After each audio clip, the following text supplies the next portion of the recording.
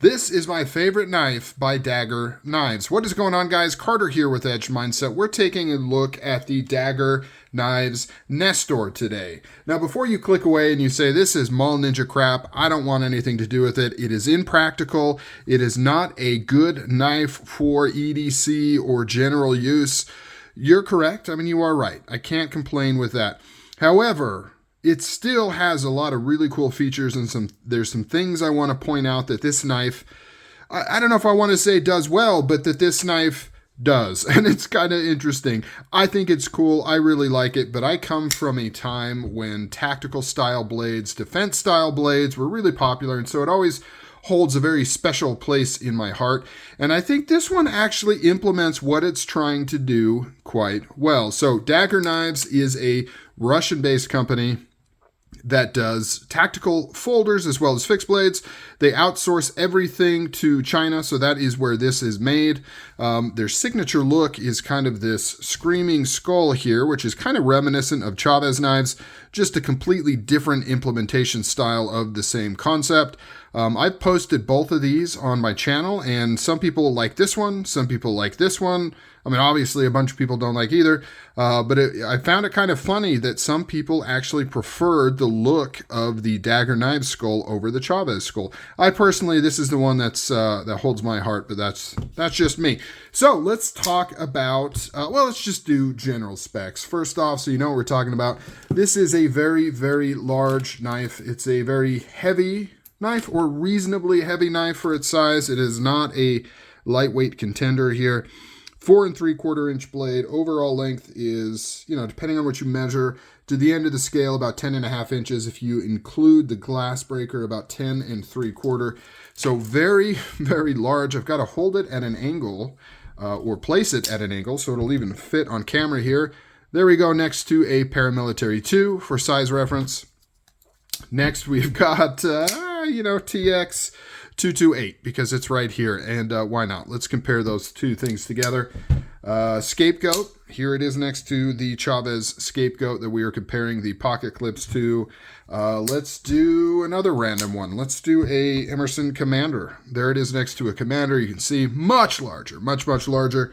A lot more going on there. And last, but certainly not least, we have a Kunwu Primo there next to the Nestor. I don't really particularly care for the Nestor name designation, but it is what it is. The blade steel on this guy is VG10. It also comes in D2 and a slightly less expensive version. This has the Daggerr grind, which looks very, very cool. Very good for stabbing and thrusting in a defense-oriented situation. Not the best for cutting. Very thick behind the edge. It is sharp. It will slice up paper. You can see that secondary bevel there. So it is sharp, but it is not going to be a very good cutter because it gets so very, very thick. Take a look at that tip there, nice and robust. Really, the form factor is what I like about this. I love Daggerr-style blades, and this is an extreme Daggerr-style blade. The only thing that would make this cooler is if it was sharpened on both sides, but as you can see, that wouldn't work out quite so well. The scales on here are G10, Camo G10, which I think is nice. I like the look of the Camo G10. This has more of the yellow color palette to it. There's probably like 4 or 5 different versions of the Digicam G10. I also like it because it's basically laminated on top of natural G10. So you kind of get both of the looks going on here with that semi-translucent green G10 underneath and then the camo on top, which is very cool. Nested liners in there that are steel, I believe. Yeah, definitely steel there. Let's get a weight before I forget. It is not a lightweight knife. It is quite heavy. 6.7 ounces. Yeah, not light at all. Very large, but not very light at all. One of my favorite things, and one of the things I think everybody would like about this knife, it is running on bearings, but look at this flipper tab. Now, I know this knife didn't invent this style of flipper tab, but I am surprised we don't see this more often because it works very, very well. You can see that the jimping goes all the way around that curve right there, so you get a nice grip on that. I have never slipped off of this at all, and it fires so hard. This really heavy, thick stock blade comes flying right out of that handle. It shakes your hand, and it works very, very well because the flipper tab is actually up above the pivot. You get maximum leverage. And then the other benefit to this particular style of flipper is it's not sticking out the back. It's not getting in the way. When it's in your pocket, you don't have a flipper tab sticking out of the way, and then when it's open, it's completely disappeared. There is nothing here. Countless makers, not countless, a handful of makers have tried to solve this problem with fancy mechanisms like the kickstop, as well as GTC knives has his spring-loaded tab so that the tab is there and then it disappears. But this knife solves it just by putting it up high like this, without any need for an additional gizmo to make it happen. It just happens as part of the design. So when it's in your hand like this, you don't have a flipper getting in the way. Everything is nice and slim and even. Let's talk ergos. They're actually quite good in the saber grip here, or is that hammer? I guess that's hammer. This is more of the saber grip. It's comfortable here too, but you don't get your finger, your thumb up on this ramp here with this very useful jimping. But it does feel very, very comfortable.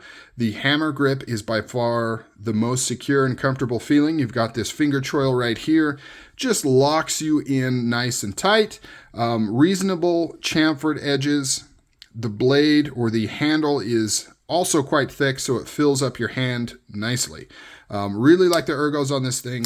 Even though it may not look super ergonomic, it actually is with this sweep right here. Nice straight back, but it's not obnoxious. Feels really, really good. Glass breaker on the back here. I think that this is a reversible pocket clip. It looks like it. It actually has a filler tab already installed underneath the clip, which is kind of cool, so that you can just switch this right around and you've already got a filler tab going on, although I guess that's what this is. So, wow, that's interesting. Okay, it took me a minute. I didn't notice this when I first looked at it, trying to gather my thoughts on what's going on here. So I guess they put a filler tab in here so that it didn't look empty, even though it's mostly covered by the pocket clip. So you would actually remove the clip with this glass breaker here, which would be difficult. Not sure exactly how you would do that. I don't recall it coming with a tool. So that would be a little bit of a challenge, removing this glass breaker right here. I'd imagine you have to get some pliers involved, remove that screw. You'd have to remove the filler tab, switch the whole thing around. This has a built-in filler tab. And then I guess put it, the filler over on this side. Yeah, I don't know. That's what I'm gathering. That's what I'm thinking is going on here. Steel backspacer, everything is stonewashed. All the hardware is stonewashed, pocket clip, backspacer, all that stuff. Lanyard loop, nice and out of the way in case you like that sort of thing. Now I want to talk about this guy right here. So when I unboxed this, I wasn't quite sure what this is, but this is actually the extra locking pin that you can insert into the top here to add some more robustness to to what is going on with the lockup. I guess I should have unscrewed this. It isn't the easiest thing to get going. So take this out, and then you can now take this and put it in here, screw that in, and even if you unlock the button, it doesn't unlock on you, and you can stow it away right here or store it separately if you would like. So I thought that was pretty cool.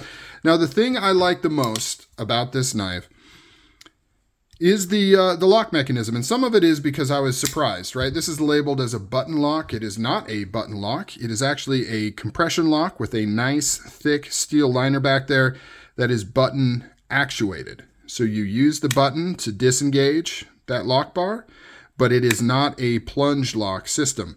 When I ordered this, that was the only thing that was kind of holding me back, is I was like, man, I don't really like plunge locks. I don't think they're that secure.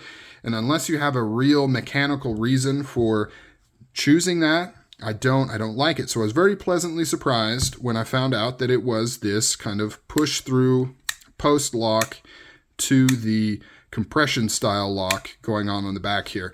And it is very, very rock solid, locks up nice. You've also got this additional safety here. If you like it, you can slide this up, and then now you can't press that button lock. Don't really care for that, honestly. Not my favorite thing. It's kind of ugly and in the way. I've never accidentally engaged it, so that's fine. The extra post, I'm not really a secondary lock guy. If you haven't noticed, secondary locks, extra locks aren't my thing. I feel that the primary lock should be strong enough and good enough to, support the use case of the knife, and that's it. I don't like extra locks. This one at least is out of the way. Whether it's stowed in here or you just keep it separate, it's out of the way. It's not something you would accidentally actuate or anything like that, so I'm not too concerned about it. But these style locks, extra button locks, that was like on this guy here, how it had these posts with the slide thing. It's just, I don't like it. I don't like it, especially when you can accidentally engage it as easy as you can on the T-Series knives here. But so this one, yeah, very cool. Very cool knife. It was like $100, just under $100. I know when these first came out, I think they were a little above $100, but now you can get them on sale for sub 100. I bought mine from Chicago Knife Works. Do not regret the purchase whatsoever. It is a fun, overbuilt, crazy large knife that I think looks pretty dang cool. I know it's not everybody's cup of tea, but I like having fun stuff like this in the collection.